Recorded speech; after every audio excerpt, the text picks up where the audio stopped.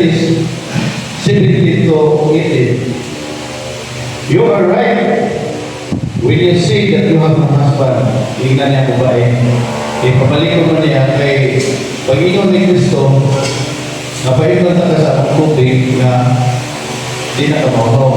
Kaya ka naman physical ng tubig at inon na to, uhaw ka. Kung ingon ang babae na wala ng ibanan, ingon si Kristo, ingon ang babae na ibanan. So ingon si Kristo, nakabalo siya sa kagahapon.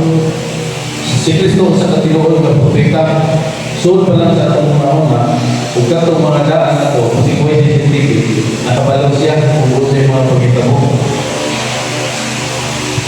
Kung si Jesus sa ito, kung kinsa na ito mga nag-inom sa maong tubig, gilid na siya pa-uha po. Umato sa dyan, 4:13 to 14.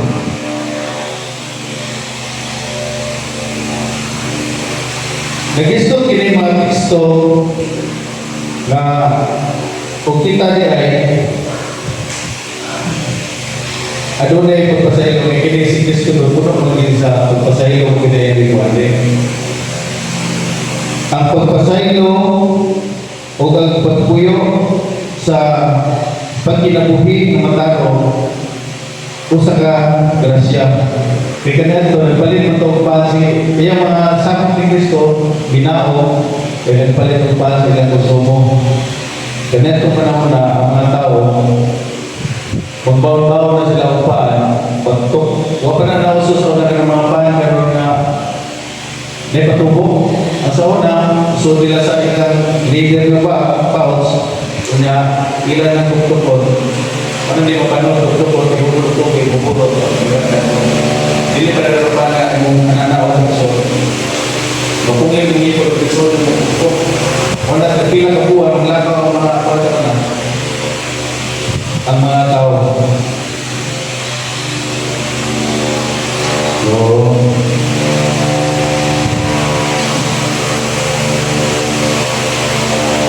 sa atong pagpuyo, dali sa kwarta, sa Prispan, natumiyagi, hindi mo naman ka, hindi kini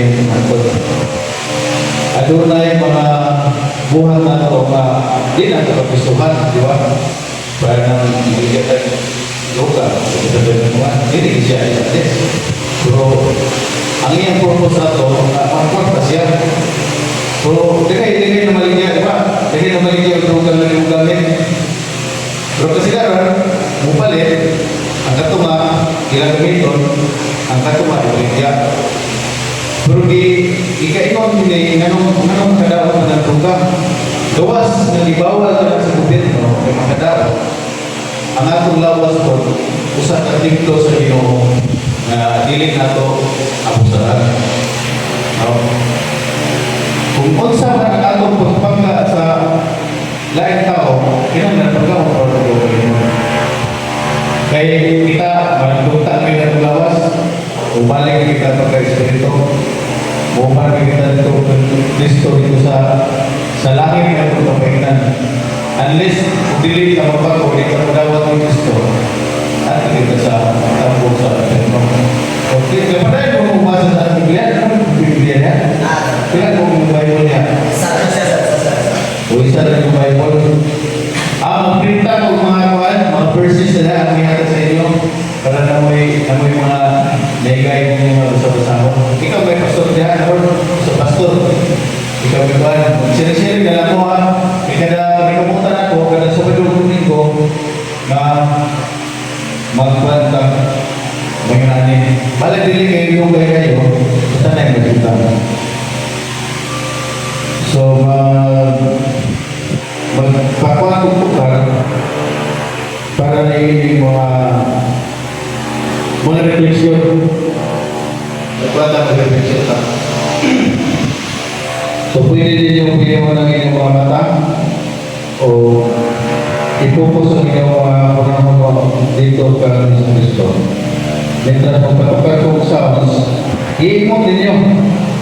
Kung naigo mo, huwag ka na kung dito yung umigo, umuhilang mo, yung pito, umuhilang mo siya.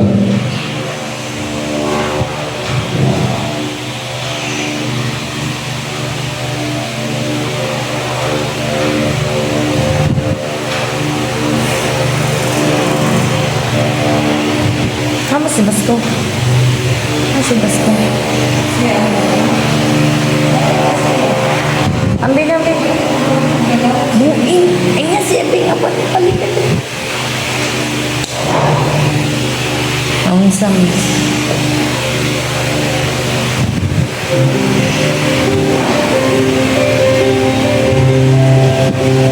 Bigyan mo FPO ng mga bata. Bawal na supaya bigyan sa pagkakas.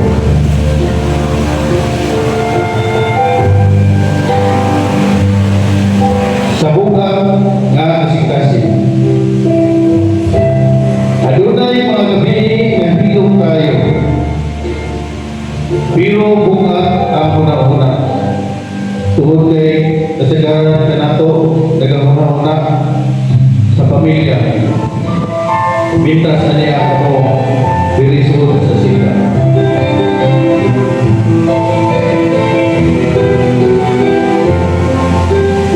Ang kagahapon o sunod gihapon sa imong una-una at sa imong kanamduman. Ang mga sayod o pahinumdum gihapon. Imong pahinumduman ang kasuko, mga sayod na desisyon o mga pulong na dili na mabalik. Apan paminawa ini. Dili lamang ang imong mga sayod.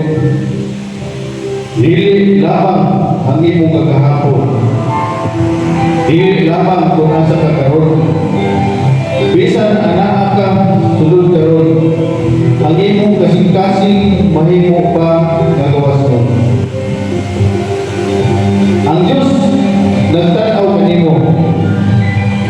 Ang tao mutanaw man sa imong mga nahiaguman, apan ang Diyos mutanaw sa imong kasing-kasing.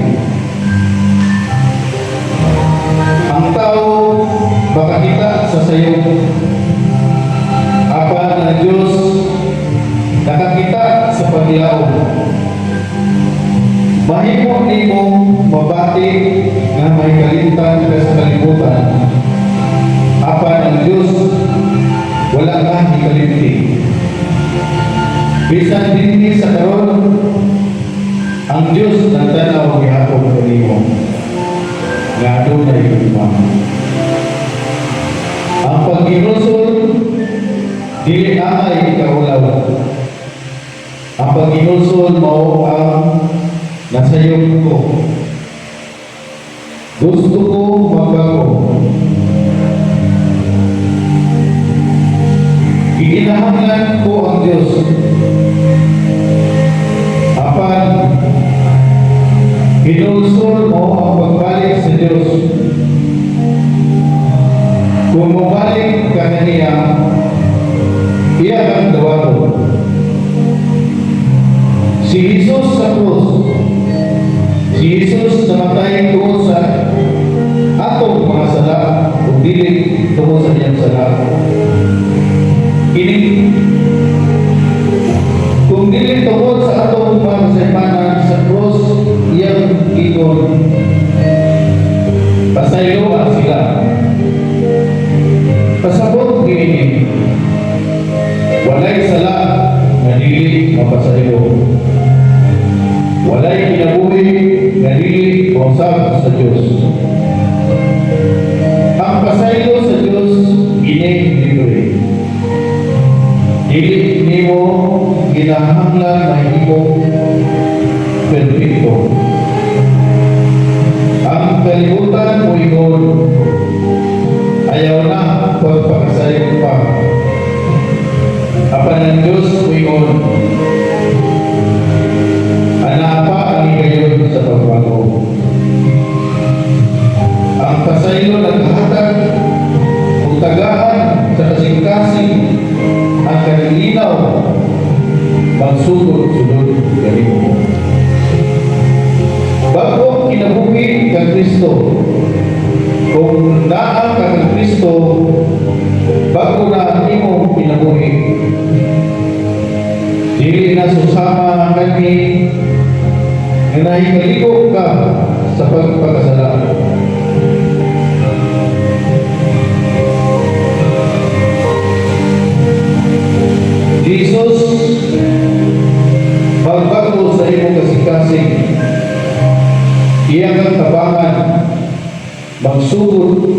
usap bisan dinhi karon magasugod ka sa pagbago sa imong kinabuhi.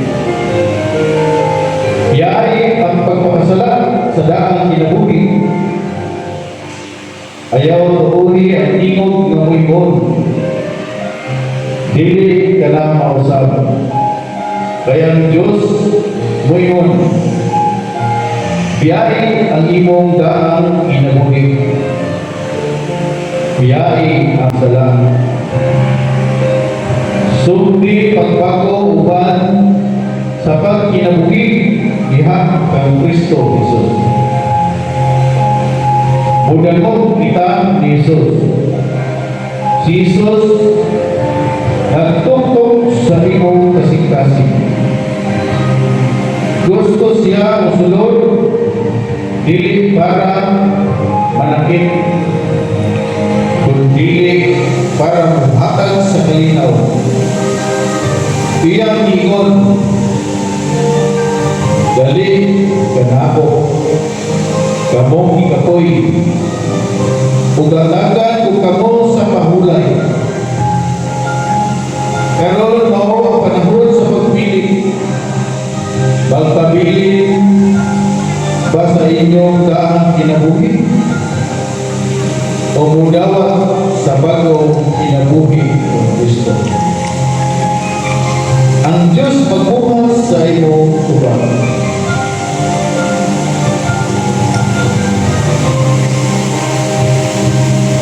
So, usapan mo kanako sa akong pagalitukon, sa akong pagaliwaton si Kristo. Ginoong Isus, among itungyan diha kanimo. Among kasing-kasing. Tumanon namo ang imong mga gitudlo. Nga magkinabuhi nga makaron. Diha kanimo among isurrender ang among mga sala. Nasayon ako sa akong kinabuhi. Pasaylo ako, Ginoo.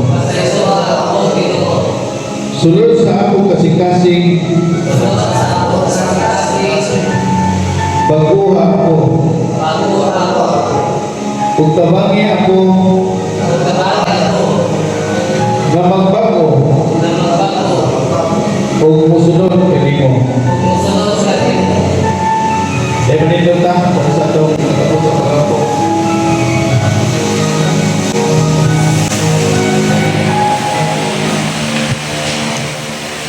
Ginoo, nagapadayon kami sa imong pagpag-ibasog sa pagkinabuhi ni kalibutan.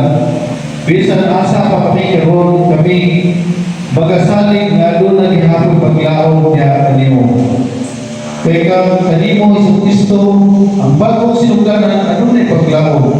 Atagi kami Ginoo ang bagong kasing-kasing nga putli o patarong. Atagan kami o bagong kinabuhi na magalakaw sa imong kabubuton. Uguna kami sa bagong paglaom nga dili mapalo bisan pa sa kalisod sa kinabuhi. Tabangin kami na magpabili niya kanimo. O bagong pagkinabuhi nga